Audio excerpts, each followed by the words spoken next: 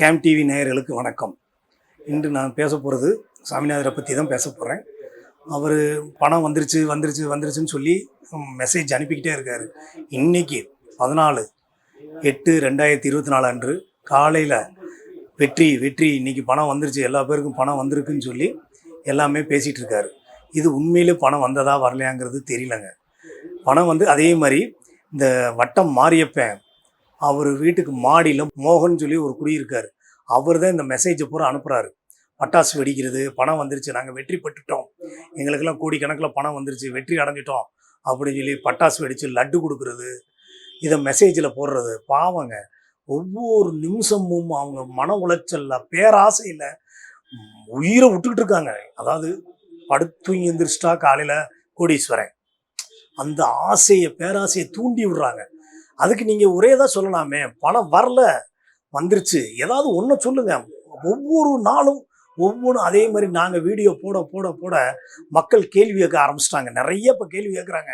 சாமிநாயர், இந்த மாதிரி அஸ்வின் ராவ், இந்த மாதிரி ஆட்கள்லாம் இருக்காங்களே, குடுமியான்மலை, ரவிச்சந்திரன், ஹாரிஸு, மஞ்சுநாத், அன்னக்குடி, மதிவானன், எல்லா பேரையும் கேள்வி கேட்க ஆரம்பிச்சிட்டாங்க. அதுக்கு இவங்க என்ன பண்ணுறாங்கன்னா, பணம் வந்துருச்சு, யாரும் எதுவும் பண்ணாதீங்க, 2 நாளில் வந்துடும், 1 மணி நேரத்தில் வந்துடும், ராத்திரி இத்தனை மணிக்கு உங்களுக்கு பணம் பட்டுவாடா ஆகிடும் அப்படின்னு இவங்க மனசு மாறிடுது. மனசு மாறினால அந்த கேள்வி கேட்குறத அப்படியே விட்டுறாங்க, வரமாட்டேங்கிறாங்க. நான் அதையும் சொல்லிகிட்டு இருக்கேன், பணம் வரலங்கன்னு 17 வருஷமாக இதை சொல்லிக்கிட்டு இருக்காங்க. பட்டாசு வெடிக்கிறது ஏங்க பாவங்க, உண்மையிலேயே மக்கள் பாவம், உண்மையிலேயே மக்கள், அது மதுரை ஜெயந்தபுரம், அந்த மதுரையை சுற்றி உள்ள மக்கள் ரொம்ப பாவம். அந்த வீடியோவை நான் இதில் போட்டு காமிக்கிறேன், நீங்கள் பாருங்கள். இது முடிஞ்ச உடனே நாங்கள் அந்த வீடியோ ஃப்ளாஷ் பண்ணுறேன். பட்டாசு வெடிக்கிறது என்ன, லட்டு கொடுக்குறது என்ன, பாட்டங்கள் என்ன, பழனி அம்மாலேருந்து எல்லா பேரும், வட்டம் மாரியப்பன் குரூப்பு, கோயில் பாண்டி, நகைக்கடை பாண்டி, எல்லாமே ஆரவாரத்தோடு இருக்காங்க. இதெல்லாம் என்னங்க பாவம் இல்லையாங்க? எல்லா பேர் மனநிலையிலும் நாளை காலையில் ராத்திரி படுக்கிறாங்க, காலையில் விடிஞ்சா நம்ம கோடீஸ்வரன். அந்த கனவுலையும் அந்த பேராசையிலையும் நினச்சிருக்காங்க. கடன் அடைக்கலாம், கல்யாணம் பண்ணலாம், பிள்ளைகளுக்கு கல்யாணம் பண்ணி கொடுக்கலாம், தொழில் செய்கிறவங்க நல்ல தொழிலை விருத்தி பண்ணலாம், இப்படி பல கனவுகளில் இருக்காங்க. வீடு வாங்கலாம், தோட்டம் துறவு பண்ணி விவசாயம் பண்ணலாம். நிறைய அரசியல்வாதியை வந்து அடுத்தடுத்து ஸ்டேஜுக்கு போகணுன்ட்டு நிறையா பேர் கனவுல இருக்காங்க. ஏன் நானே கனவுல இருக்கேங்க. என் இழந்த சொத்தை மீட்டெடுக்கலாம், என்னை அப்படி தாங்க சொன்னாங்க, மீட்டெடுத்துக்கலாம் அப்படின்னு சொல்லி ஆசை வார்த்தையை சொல்லி உங்கள் பத்திரிகையை நல்ல முறையில் பேரும் புகழோட நல்ல எல்லா பேரும் பேசுகிற மாதிரி புகழோடு இருக்கலாம் அப்படின்னு சொல்லி ஆசை வார்த்தையை கூட்டினாங்க. இப்போ பார்த்தீங்கன்னா நானும் அதில் பாதித்தேன். அந்த சாக்கடையில் நானும் விழுந்திருக்கேன், எல்லா பேருமே விழுந்திருக்கோம். இந்த சாக்கடையிலேருந்து விழுந்து எந்திரிச்சு எப்போ பன்னீர் நம்ம மேலே விழுக போகுதுன்னு தெரியலங்க. பன்னீர் தெளிச்சாத்தே நம்மெல்லாம் விமோச்சனம் ஆகும். நான் அன்னைக்கிருந்து சொல்லிகிட்டு இருக்கேன், இன்னமும் நீங்கள் யாரும் கேட்க மாட்டேங்கிறீங்க. எல்லாம் வாங்க, எல்லாம் பண்ணுவோம், எல்லாம் ஒற்றுமையாக இருந்து செய்வோம். அது செஞ்சோம்னா மிகப்பெரிய ஒரு, இப்போ சமீபத்தில் பார்த்தீங்கன்னா கிஜாவுங்கிற ஒரு இந்த கம்பெனி, என்ன கம்பெனி, நான் ஆயில் கிணறு வச்சிருக்கேன்னு சொல்லி 1,20,000 ரூபா தர்றேன்னு சொல்லி கிட்டத்தட்ட 1,20,000 பேர் அதில் மெம்பராக இருக்காங்க. நிறையா பேர். அவன் மொத்தமாக இன்றைக்கி இந்தியாவில் டாப் மோஸ்ட்டு கொள்ளையடிச்சது அவன் தான், மோசடி பண்ணது. இன்றைக்கி அவன் ஓடிப்பிட்டான். அவன் பேரில் எந்த சொத்து கிடையாதுங்க. புதுக்கோட்டை பக்கத்தில் காரியப்பட்டின்னு ஊருங்க, சொந்த ஊர். அவர் மகன் இன்றைக்கி துபாயில் பெரிய ஒரு விஐபி ஒரு கஸ்டடியில் உட்காந்துருக்காங்க. அங்கே தொழில் பண்ணுறதுக்கு எல்லா ஏற்பாடு பண்ணுறான். எல்லா பணமும் கொண்டு போயிட்டாங்க. இங்கே எதுவுமே கிடையாதுங்க. அந்த ஊரில், அவர் பிறந்த ஊரில் ஒரு சாய்பாபா கோயில் கட்டி அது ஊருக்கு கொடுத்துட்டு போயிட்டார். அந்த கோயிலை வந்து பொதுமக்கள் முற்றுகிடுறப்ப அதை யாரும் வரக்கூடாதுன்னு சொல்லி போலீஸ் வச்சு அந்த அறக்கட்டளைக்காரங்கள்லாம் இது அவருக்கு இதுக்கு சம்மந்தம் இல்லை, இது அறக்கட்டளைக்கு கொடுத்துட்டு போயிட்டாரு. இப்போ இது அறக்கட்டளை பேரில் தான் இருக்குது, அதனால் நீங்கள் எல்லாம் யாரும் வரக்கூடாது இதுக்குள்ளேன்னு சொல்லி ஒரு பேரிகேடு போட்டு போலீஸ் வச்சு பாதுகாத்துக்கிட்டாங்க. இவர் சொத்துக்கிட்டெல்லாம் பார்த்தா எங்கேயுமே கிடையாதுங்க. அப்பா, மகன், மருமக, அதே மாதிரி இந்த VIP, VP, president, vice president, team leader, executive எல்லாமே தலைமறைவாயிட்டாங்க. அதில் 2 பேர் மருந்து குடிச்சு இறந்துட்டான். ஒவ்வொருத்தரும் 500 கோடி 1000 கோடியே ஏஜென்ட் மட்டும், டீலர். அதாவது இந்த எம்எல்எம் மாதிரி எக்ஸிக்யூட்டிவ்னு சொல்கிறாங்களே, விபி, இவங்களாம் வைஸ் பிரசிடெண்ட்டுங்கிறவங்கெல்லாம் நிறைய வாங்கினேன். இதில் டைரக்டர் போஸ்ட்டு அவங்க ஆளுங்க ரவிச்சந்திரன் ஒருத்தாங்க, அவர் இதில் டாப் மோஸ்ட்டு 500 கோடி 600 கோடி ரூபா சம்பாரிச்சிருக்காருங்க. கேட்டால் அவர் ஒய்ஃப்லேருந்து எல்லாமே அவங்க சம்சாரத்தையும் அரெஸ்ட் பண்ணி வச்சுருக்காங்க. இவர் எல்லாம் நாங்கள் பண்ணுறோம் அப்படிங்கிற. அதே மாதிரி எம்டி சரண்டர் ஆகிட்டாருங்க. சவுந்தரராஜன் பேருங்க, கிஜாவு சவுந்தரராஜன் பேர், மகன் அலெக்சாண்டர். அவர் துபாயிலையோ சவுதியிலையோ எங்கேயோ ஒரு முக்கியமான விஐபி, பெரிய விஐபி அந்த நாட்டில் அவங்க கஸ்டடியில் அவர் தங்கியிருக்காருங்க. இன்னைக்கு வரைக்கும் யாருக்கும் பணம் கிடைக்கலங்க. எல்லா பேரும் பணம் போட்டிருக்காங்க, பெரிய பெரிய ஆளுகள்லாம் பணம் போட்டிருக்காங்க. எல்லாம் துபாய் போனாங்க, மலேசியா போனாங்க, அவனை தேடி அவனை கண்டுபிடிக்கவே முடியலங்க. இங்கே இவர் சவுந்தரராஜன் வந்து கேஸு போயிட்டு இருக்காருங்க. அவர் நல்ல சுக வாழ்க்கை வாழ்ந்துக்கிட்டு தாங்க இருக்காரு. என்ன மிஞ்சி போனால் என்ன செய்ய முடியும் உங்களால்? நான் கேஸுக்கு வந்து அட்டன் பண்ணிட்டேன், அப்புறம் நீங்கள் பணமே கேட்க முடியாது. இதை மக்கள் புரிஞ்சுக்கிட்டு அவங்க ஓடுறவங்க உள்ளேயும் இந்த மாதிரி ஆட்கள், இந்த இரிடியம் பிஸ்னஸ், இந்த நிறையா பேர் இருக்காங்கல்ல, இந்த மாதிரி செல்லர்ஸ், ஏஜெண்டு, அதே மாதிரி இந்த அல்ல கை லொல்ல கை, இவங்களுக்கெல்லாம் கீழே இருக்கிறவங்க சப் ஏஜெண்டு, இவங்களெல்லாம் விடாதீங்க.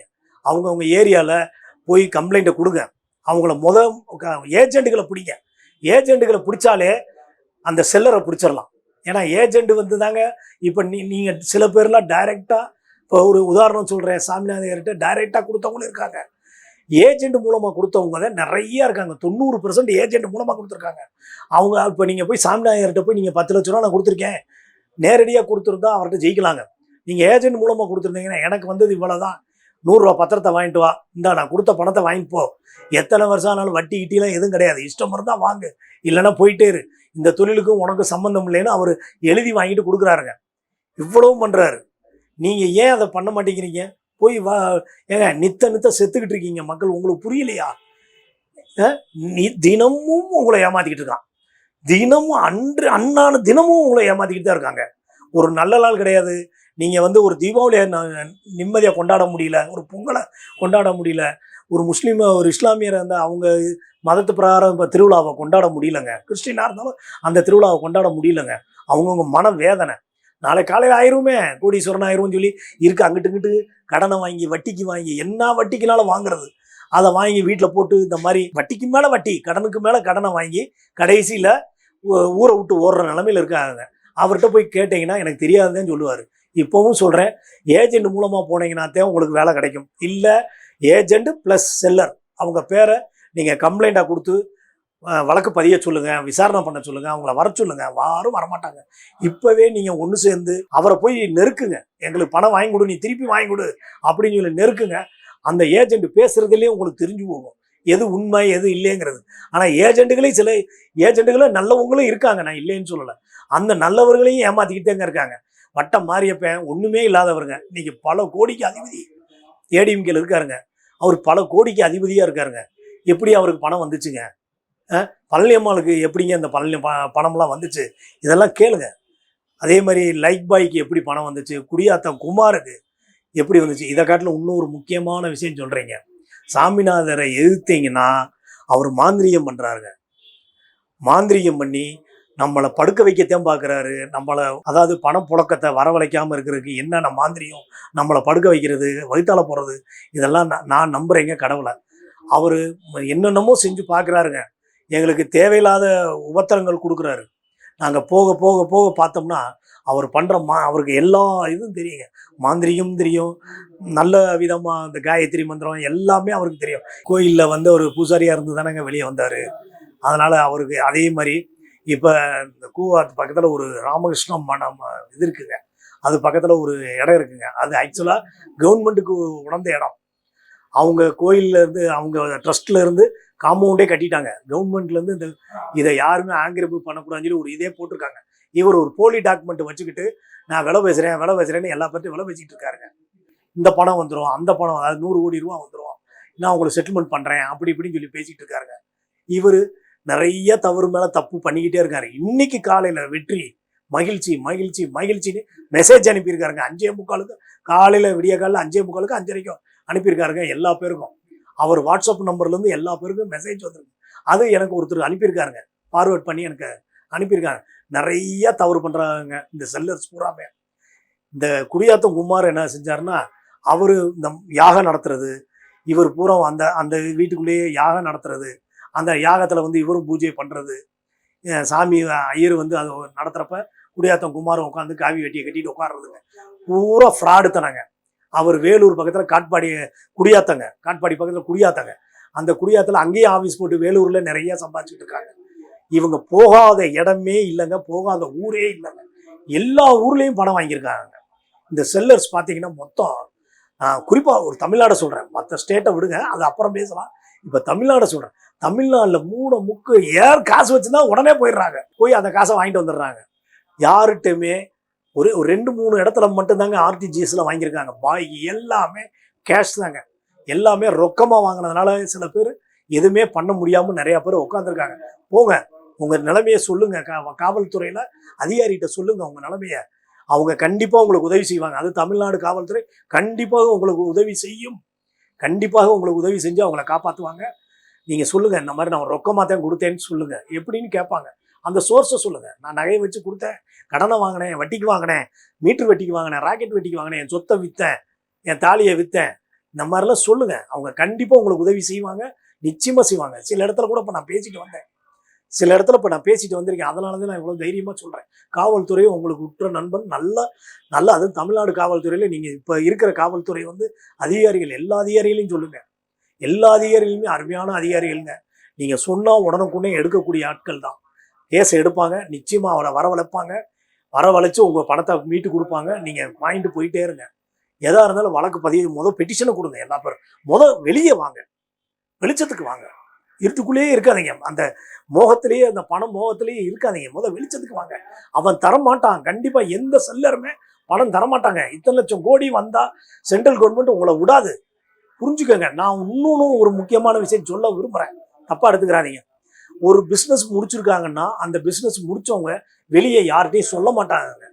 ஏன்னா அது இப்போ ஒரு சின்ன உதாரணம் சொல்கிறேன். ஒரு 2000 கோடி வருதுன்னா, 10 கோடி வருதுன்னு சொன்னாலே இன்னைக்கு மிகப்பெரிய பணம்ங்க. அந்த 10 கோடி வெளியே தெரிஞ்சுனாலே அவனை கடத்துறதுக்கு வாய்ப்பு இருக்குது. சில புல்லுரிவுகள் அவனை வேற மாதிரிலாம் கடத்துவாங்க, கடத்தி பணம் கேட்பாங்க. அதனால இந்த மாதிரிலாம் சொல்ல மாட்டாங்க. பணம் வந்திருக்கு வரல எதுவுமே பேச மாட்டாங்க. வியாபாரத்தை முடிச்சாங்கன்னா கமுக்கமாக இருந்து பேங்க்கு, அவரு அந்த செல்லரு, விற்றவங்க பேங்க்கு, இது மட்டும்தாங்க இருப்பாங்க. இப்படி பப்ளிக்காக யாருமே நான் விற்றுருக்கேன், இந்தாங்க பேப்பரு, நீங்கள் எல்லாம் பணம் கொடுங்கன்னு யாருமே கேட்க மாட்டாங்க. சரிங்க, உங்கள் பிரகாரமே எடுத்துக்கலாம். இவ்வளவு பணம் கட்டியிருக்கீங்க இல்லை, இப்போ கிட்டத்தட்ட சாமிநாயர் எனக்கு தெரிஞ்ச 2000 கோடி ஆகியிருக்காரு. இந்த 2000 கோடி வாங்கி எதுக்குங்க இவர் வாங்குறாரு? டாக்ஸ் கட்டணுங்கிறாரு. ரைட்டு, டாக்ஸ் எவ்வளோங்க நீங்களே சொல்லுங்க. பொதுமக்களை வாங்கி உங்களே கேட்குறேன், என்னையும் சேர்த்து தான் நான் கேட்குறேன். எதுக்குங்க இவ்வளோ பணம் வாங்குறாரு? இப்போ அந்த பணத்துக்கு டாக்ஸ் கட்டியிருக்காரா? காமிக்க சொல்லுங்க. அவருடைய அக்கௌண்ட் நம்பரை காமிக்க சொல்லுங்க. அவர் டாக்ஸ் கட்டினதை கவர்மெண்ட் கட்டினாதே அந்த பணம் வருங்கிறாரு, அதை காமிக்க சொல்லுங்க. டாக்ஸை காமிக்க சொல்லுங்க. போனால் ஒரு ஆர்பிஐயில் இருக்கிற ஒரு பேப்பர் எடுத்துகிட்டு காமிப்பாருங்க. இது இந்த ஆர்பிஐ கவர்னர் ஐயா சக்தி காந்ததாஸ் ஐயா, இதை நீங்கள் உங்கள் நாலேஜுக்கு கொண்டு வர்றோம், அதை நீங்கள் பாருங்க ஐயா. உங்கள் பேரை போட்டு நாரை அடிக்கிறாங்க, நீங்கள் அதை பாருங்கள். எல்லா பேருமே உங்கள் ஆர்பிஐ உடைய ரெக்கார்டை வெளியேற்றுறாங்க. அதே மாதிரி நிதியமைச்சர் பேப்பரையும் வெளியேற்றுறாங்க. எஸ்பிஐ, பாரத வங்கி, அது இன்னைக்கு நான் பேசுகிறது தமிழ்நாட்டில் மட்டும்தான் பேசிகிட்டு இருக்கேன். இந்தியா லெவலில் நான் இன்னும் பேசலை. தமிழ்நாட்டில் இருக்கிற பாரத வங்கி இதேவே பேரவே கெடுத்துக்கிட்டு இருக்காங்க. இவங்க சாஃப்ட்வேர் இல்லையா, பாரத வங்கிலேருந்து ஸ்டேட் பேங்க்லேருந்து உங்களை வாங்கி தர சொல்லி செல்லரை போய் நச்சரிச்சிருக்காங்களாம்.